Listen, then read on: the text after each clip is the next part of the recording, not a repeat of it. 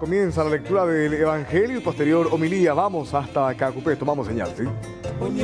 Como nadie sabe quién es el Padre, sino el Hijo, y aquel a quien el Hijo se lo quiera revelar.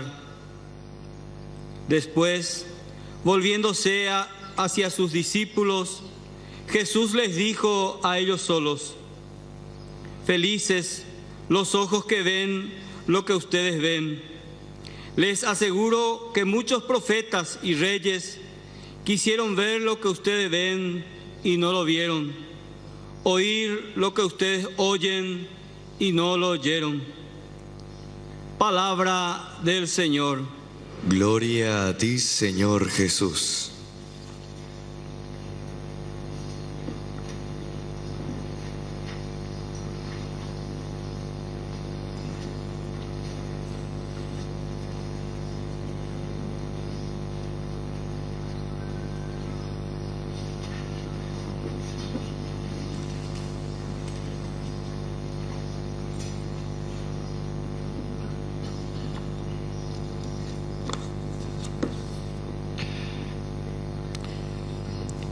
Queridos hermanos,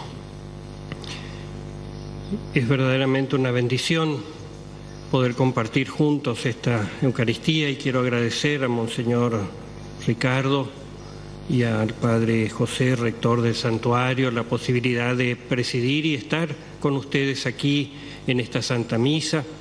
Y quiero también a través de los medios hacer llegar un saludo a todos los fieles de mi querida diócesis de Encarnación. La meditación de la palabra de Dios, como la practicamos en la Iglesia, quiere unir el corazón, la mente, la voluntad y la vida personal con aquel que se nos ha revelado en Jesucristo como verdadero Dios, como Dios vivo, Dios que habla a nosotros, sus hijos. Esa meditación es oración, que parte de nuestra predisposición de abrir nuestro entendimiento, nuestra alma a la voz del Señor. La proclamación de las lecturas es la actualización de esta palabra viva, que es el tesoro de la Iglesia, palabra divina que quiere resonar en el altar de nuestros corazones, de todos los cristianos y en el corazón de la Iglesia, para despertarnos y avivar nuestra fe y movernos a renovar esa alianza nueva, realizando lo que Jesús nos propone. La escucha del querer de Dios a través de su palabra quiere tocar nuestro interior, invitándonos a esa conversión que nos aleja de las palabras vacías y de la oscuridad y nos coloca en la luz del que tiene palabras de vida eterna. Escuchar a Dios que nos habla, renovar nuestro sí a su voluntad, nos lleva a sumar nuestras manos en la construcción de su reino de paz, de amor, de verdad, de justicia y de libertad. Siguiendo el ejemplo de la Virgencita de Cacupé, meditamos las lecturas de hoy, dispuestos a decir también nosotros, igual que ella, hágase en mí según tu palabra. Las lecturas de hoy, al igual que el tema del novenario, nos hablan de una realidad nueva que el Hijo de Dios, el Mesías, inicia y sostiene. Se trata de la rama nueva, del mismo tronco de la fidelidad de Dios, que lleno del Espíritu Santo trae la justicia, la paz, la nueva creación y la renovación de su pueblo en su amor, como lo recuerda el profeta Isaías. El Salmo nos dice que Dios es la autoridad que inspira al Rey en su gobierno para atender a su pueblo con rectitud y justicia y conducirlo a la paz. El Evangelio nos muestra a Jesús en ese gozo del Espíritu Santo que comunica al Padre la alabanza, porque en él se realiza su manifestación a los más pequeños, a los humildes y sencillos. Las palabras de este pasaje del Evangelio nos recuerdan las bienaventuranzas. Los que ven, los que oyen y conocen a Dios, los que son fieles, son felices de su presencia, son los pobres, los pacientes, los afligidos, los que tienen hambre y sed de justicia, los misericordiosos, los de corazón puro, los que trabajan por la paz, los que son perseguidos por practicar la justicia y a causa de Cristo. La liturgia de la palabra nos recuerda que Cristo inicia el nuevo tiempo de la plenitud que es su reino y su justicia. ¿Qué es la justicia en el mensaje de Cristo? La justicia es, en primer lugar, la presencia y la acción de Dios que restablece la comunión de los hombres con el Señor y la comunión de los hombres entre sí. Esta justicia es una realidad unida a la fe y a la misericordia, porque eleva nuestra mirada hacia el único justo, el inocente.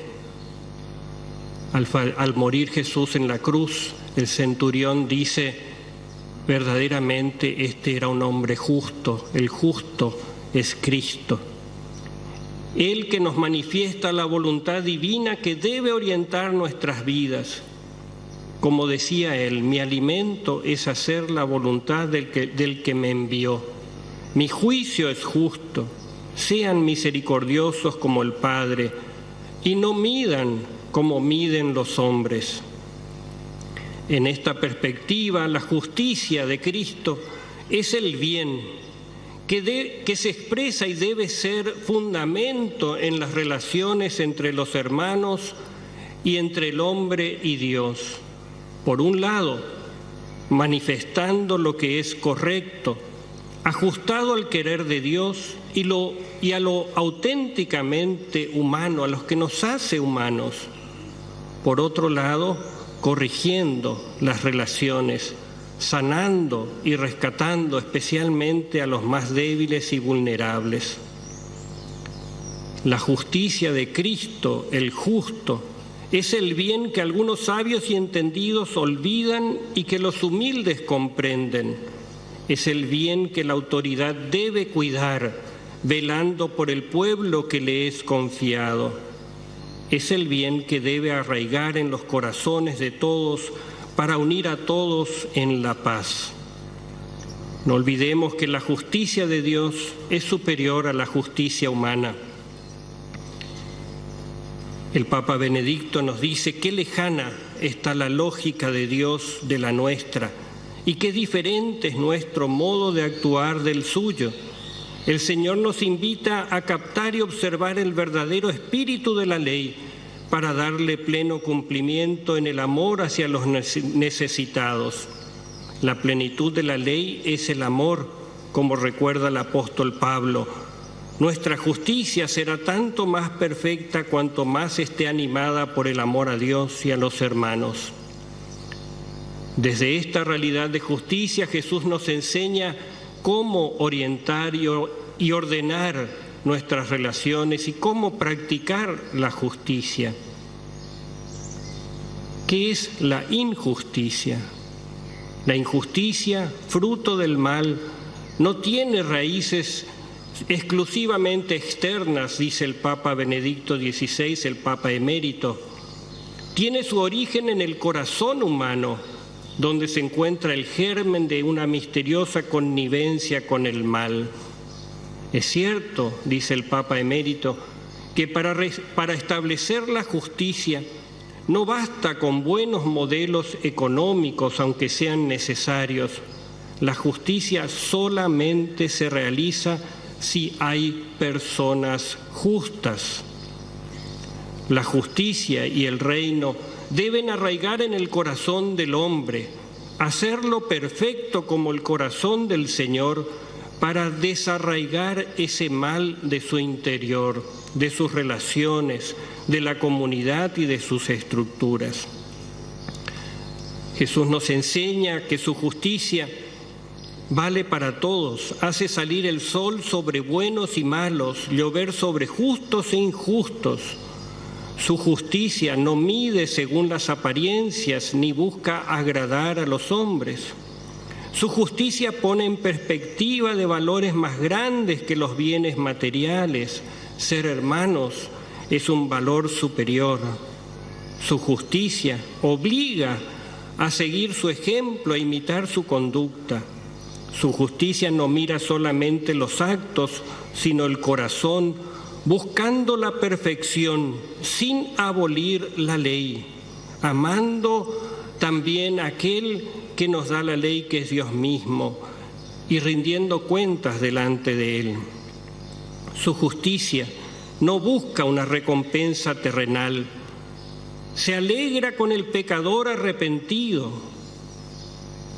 Al final de la parábola del hijo pródigo, el padre dice: es justo que haya fiesta, porque ese pecador volvió a la justicia. Lo devuelve a la vida de la comunidad en la misericordia. Nos recuerda que todos compartimos la realidad del pecado, todos somos pecadores. Y no podemos desentendernos del pecador como si el pecador fuera una cosa. Recordemos la mujer adúltera que iba a ser apedreada. Su justicia nos pone en el sentido de la ley divina, donde amar a Dios y al prójimo son la esencia de la ley y donde el amor se hace universal. No le amamos solamente a los que nos caen bien, también Jesús nos pide que amemos a nuestros enemigos. Nos hace a todos hermanos iguales a los ojos de Dios, regidos por una misma ética. La justicia, la misericordia y la fidelidad son esenciales en su reino, inseparables en la vida del justo. El juicio de los hombres no debe preocuparnos, dice Jesús, no teman. Los justos recibirán la vida eterna y todos vamos a comparecer un día ante el juez eterno. Este bien, la justicia, es el fundamento del bien común que debe prevalecer, sostener, orientar y definir todas las expresiones de la justicia. Las relaciones de los individuos entre sí, las relaciones de la comunidad hacia los individuos, las relaciones de los individuos hacia la sociedad. En este bien debe brillar siempre la igualdad. La alteridad, que significa que tenemos que responder delante de la autoridad correcta. La obligatoriedad no es solamente para algunos la justicia. La objetividad, la imparcialidad y la reciprocidad en el bien, porque siempre está referida al ser humano y a la comunidad como su sentido y plenitud, ayudando a fortalecer, sanar y desarrollar la vida. Una justicia que no sirve a la vida no es justicia. La injusticia aplica otros conceptos: los privilegios desmedidos, la llamada justicia para unos y para otros, la impunidad de los que no cumplen con la comunidad, las lagunas legales en beneficio personal o las leyes excesivas que agobian y oprimen al que ya no puede cumplir en situación de desigualdad estructural y real respecto de otros. La justicia que no es eficaz en su servicio no es verdadera justicia y se vuelve instrumento de corrupción que denigra al ser humano, perturba, diluye y rompe la convivencia, desacredita las instituciones y las personas responsables del bien social. La mediatización de la justicia y la judicialización de la política también pueden derivar en injusticia al debilitar la credibilidad de las instituciones. El derecho, comprendido cristianamente y humanamente, no refiere solamente a conceptos abstractos, sino al hombre creado a imagen de Dios, vinculado a sus hermanos en la solidaridad y la subsidiariedad. Fruto de esta justicia es la paz. La verdadera paz crece en la convivencia justa, en condiciones en que sin anular las diferencias existe equidad y posibilidades reales, no solamente teóricas, de desarrollo y progreso social, de libertad de culto y de expresión, de igualdad de oportunidades sin discriminaciones. La paz mesiánica no hace que el cordero sea león o viceversa. El yaguareté va a ser yaguareté siempre, el cabararaú va a ser siempre cabararaú. Lo que hace la justicia es unirlos, recordando que son uno. Lo humano no puede ser excluido ni sustituido por alguna ideología totalitaria o un autoritarismo pragmático, que son realidades dispuestas a usar la violencia para imponer un orden de sumisión, no de convivencia en comunidad. La justicia y la caridad no son contrarias. La verdadera justicia solo es plena cuando es abrazada y elevada en el amor a los más desfavorecidos. Según la lógica de las bienaventuranzas, dice el Papa Emérito, se ha de tener una atención preferencial con el pobre, el hambriento, el enfermo, con el extranjero, el humillado, el prisionero, el emigrante despreciado, el refugiado o el desplazado. Ellos nos recuerdan que para saciar nuestro hambre y nuestra sed de justicia, necesitamos abrazarlos en la comunión y en el servicio a su dignidad, ya que solamente seremos justos como el Señor si lo reconocemos y atendemos en sus predilectos, los más pequeños, en quienes lo vemos desnudo, hambriento, sediento, enfermo, peregrino, preso, triste. Queridos hermanos, la Virgen Purísima es nuestro modelo e inspiración.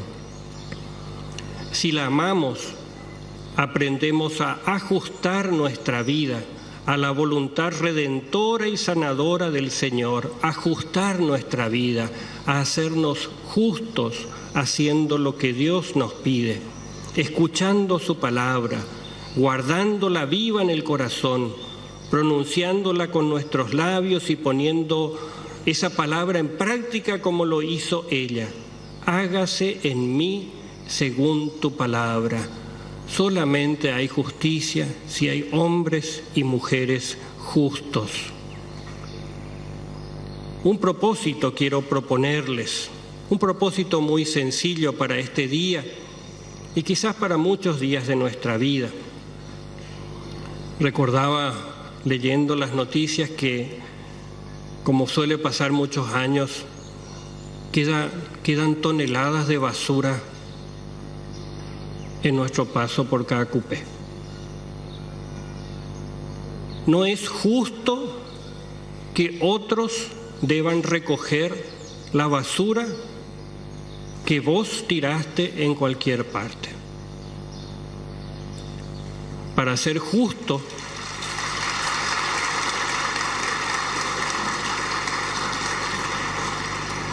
si querés ser justo, limpia tu desorden. Y si alguno no lo puede hacer porque está enfermo, ayúdalo por caridad. Y si ves que alguno que está sano no lo hace, dale el buen ejemplo, no pelees. Si es posible corregirlo, hacelo con suavidad y respeto, porque el bien mayor es tu hermano, es tu prójimo. No es justo hacer lo que otros deben hacer. Hagámoslo con conciencia y comencemos a practicar también la justicia en las cosas sencillas pero necesarias de cada día.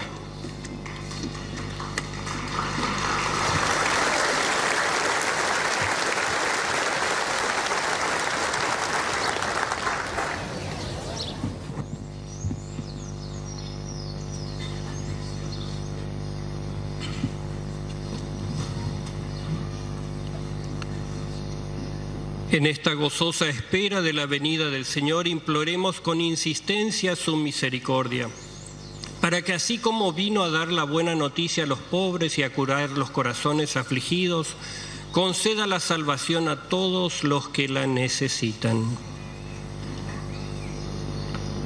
Por la Santa Iglesia, para que no solamente proclamen que la justicia es necesaria, sino que también la promuevan para que puedan servir a todos. Roguemos al Señor. Bueno, continúa entonces la misa en Caacupé. Nosotros retornamos a estudios y ya vamos a hablar en instantes también un poco sobre la homilía y en definitiva también va a servir mañana para mucha información en Tapa Diarios. Efectivamente, dichosos los que tienen hambre y sed de justicia, el lema de esta jornada allí en la Basílica Menor de Caacupé. Y a esta hora, señoras y señores,